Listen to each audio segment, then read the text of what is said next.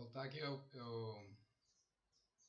cortei o vídeo. Quando eu olho para a prova, às vezes a câmera para de filmar e daí faltou, mas a alternativa correta, então, no número 2 é a letra E, a última, né? Que diz que a ciência possui leis gerais explicativas e segue evidências observacionais e testes empíricos como forma de verificar as leis propostas. Essa é a única alternativa que não tem nenhum tipo de erro, né? Não tem nada que não descreva, digamos assim, adequadamente a ciência, então vocês deveriam, né, ter marcado a letra E. Bom, para o número 3 também é uma historinha. Eu conto a história de um doutor, podem pensar que é um agrônomo, né, que recebeu a amostra de sementes. Essas sementes teriam adoecido, né, na plantação, e ele não sabe qual é a doença, né, que causou essa comportamento, digamos assim, né, por que aquele tipo de variedade estragou no campo, né, antes da colheita. E aí eu pergunto, então, qual dos procedimentos abaixo melhor se ajusta, né, mais se ajusta ao modelo indutivista de compreensão da ciência. Então aqui a ideia é pensar o que é o indutivismo, né, que é aquele modelo que é o primeiro, né, que eu apresentei para vocês. Basicamente, o que o indutivismo diz é que a ciência ela começa, né, com a experiência e a observação. Então, primeiro, o cientista é uma espécie de Sherlock Holmes, né? Ele procura evidências, é um detetive, né? Ele procura evidências, faz observações, pode ser evidência de laboratório, pode ser evidência de campo. Ele vai acumulando informações, né?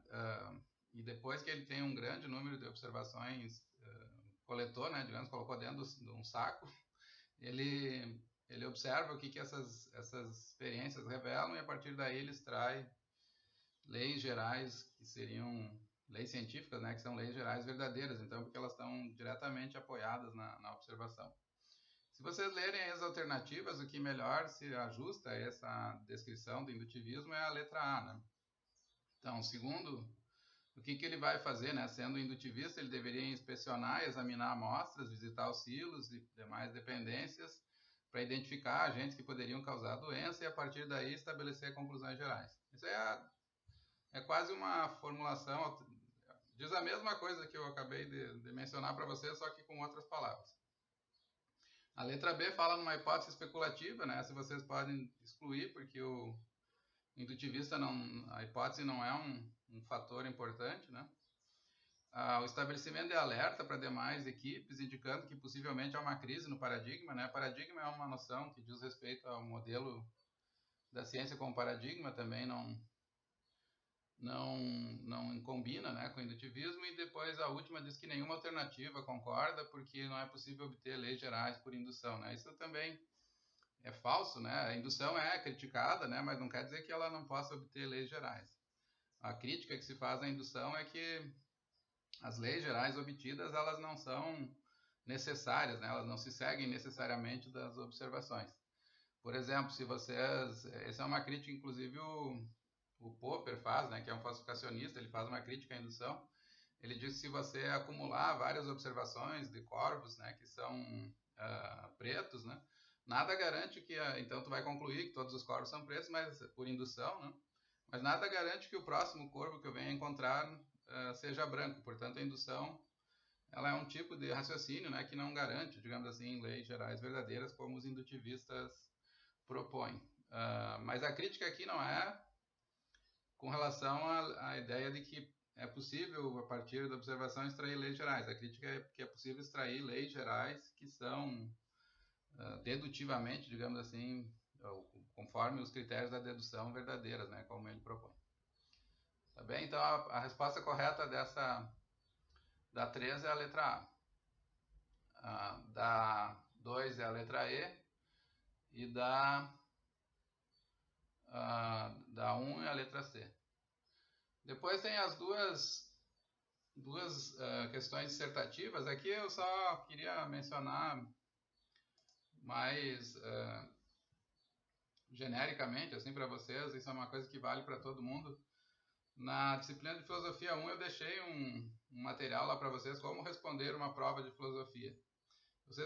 Eu não sei se vocês leram no ano passado, no semestre passado, mas ali tem dicas. Eu, inclusive, monto uma resposta, assim, a estrutura de uma resposta, e muitos de vocês não seguiram, né, esse modelo, que é um modelo formal, assim, é um jeito, né, de escrever que vocês devem treinar, que vai ajudar vocês em qualquer disciplina que vocês forem fazer, não só nas disciplinas de filosofia. Todos os professores que lerem respostas naquela estrutura, eu tenho certeza que vão gostar e vocês vão ter uma nota, um conceito bom por isso, né?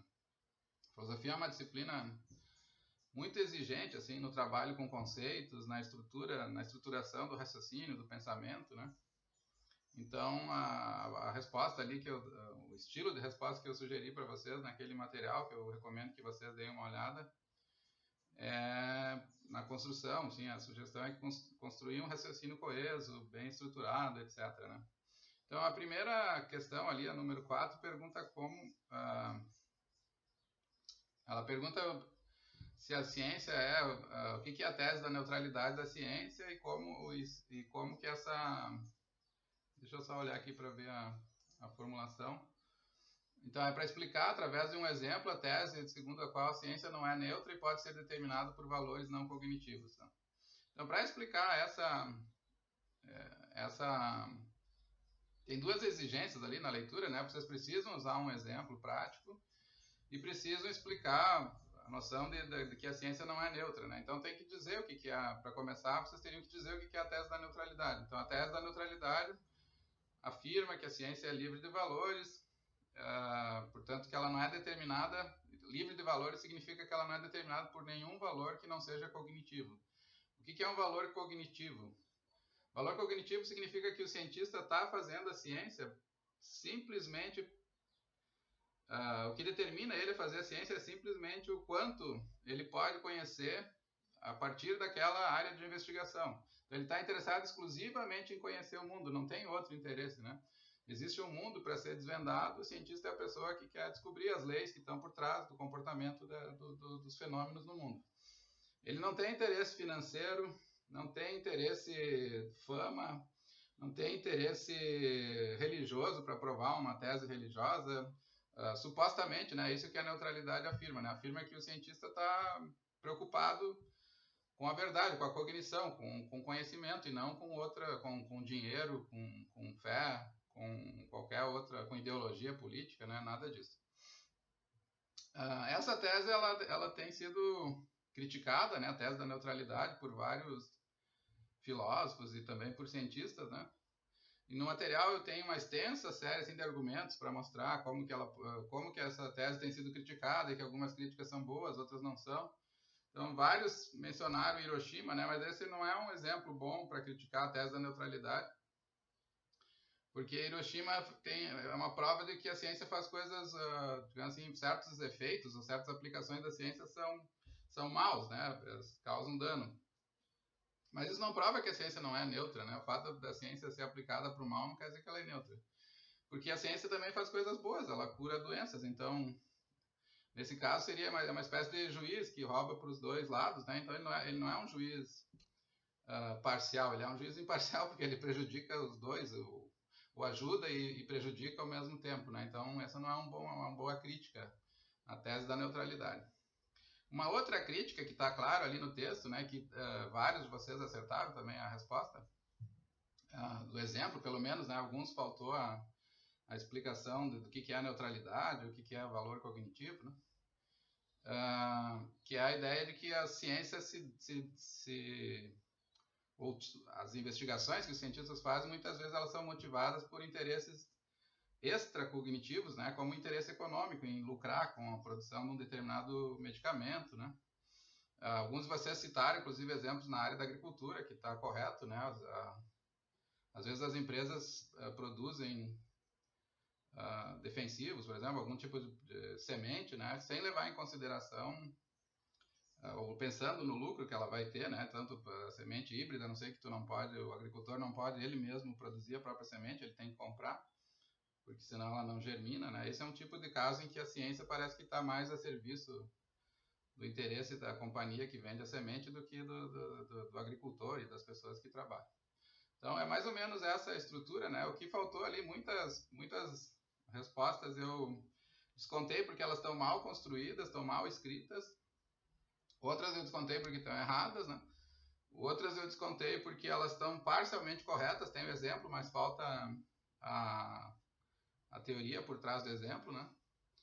E vários de vocês também, isso eu queria registrar aqui a minha crítica, meu protesto, né? Vários de vocês trocaram, teve uma intercâmbio de respostas, muitas respostas iguais, né? Aquelas que eu consegui detectar, eu dei 0, né? Porque vocês estão estudando para aprender, não estão estudando para responder prova e para ganhar nota, né?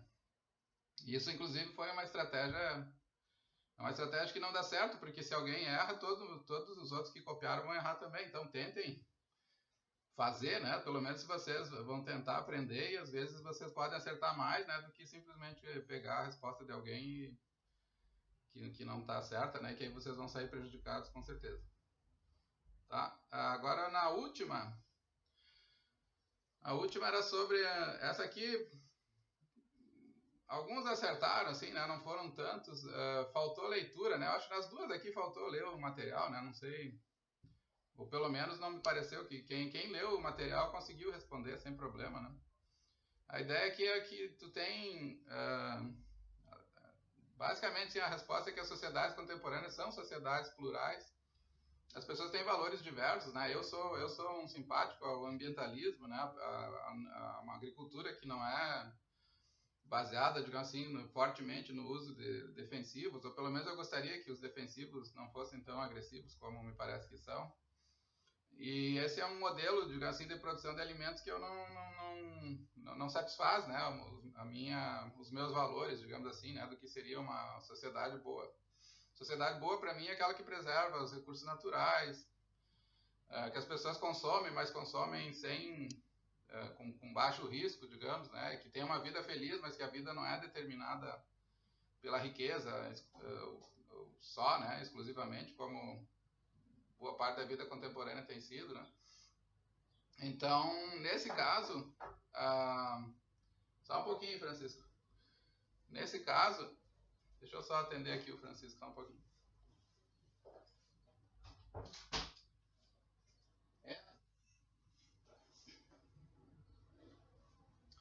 Nesse caso, então, o que o Lacey ali está falando é que tem várias perspectivas, e algumas dessas perspectivas têm uma base mais social, como, por exemplo, tem algumas pessoas que valorizam modelos de compreensão da realidade que são baseados na preservação da natureza, da preservação das tradições de produção, de cultura, de comunitarismo. E esses modelos baseados no controle da terra, né, na produção intensiva, na produtividade, no lucro da produção, que eu acho importante também, né, mas talvez tenha um meio termo, né, entre essas duas alternativas. A estratégia materialista ela favorece esse modelo de controle e produtividade e não favorece os modelos comunitários, digamos assim, né? Então, quando os defensores da estratégia materialista dizem que a ciência leva ao florescimento, leva à felicidade humana, essa tese pode ser criticada porque a sociedade tem várias perspectivas de valor e nem todas elas são atendidas por esse modelo materialista, né, centrado na produtividade e no controle. Então, essa é basicamente a resposta, né? Assim ficou a minha explicação aqui ficou um pouco truncada, assim, mas no texto, seguindo ali o texto que eu encaminhei para vocês, dá para formular uma resposta bem coerente, bem didática, bem clara, né?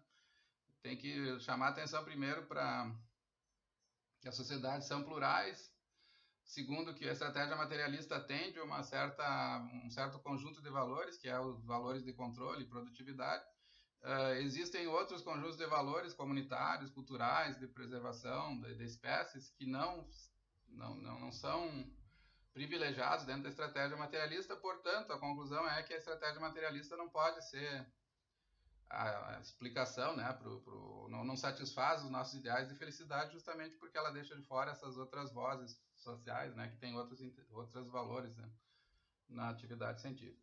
Tá bom?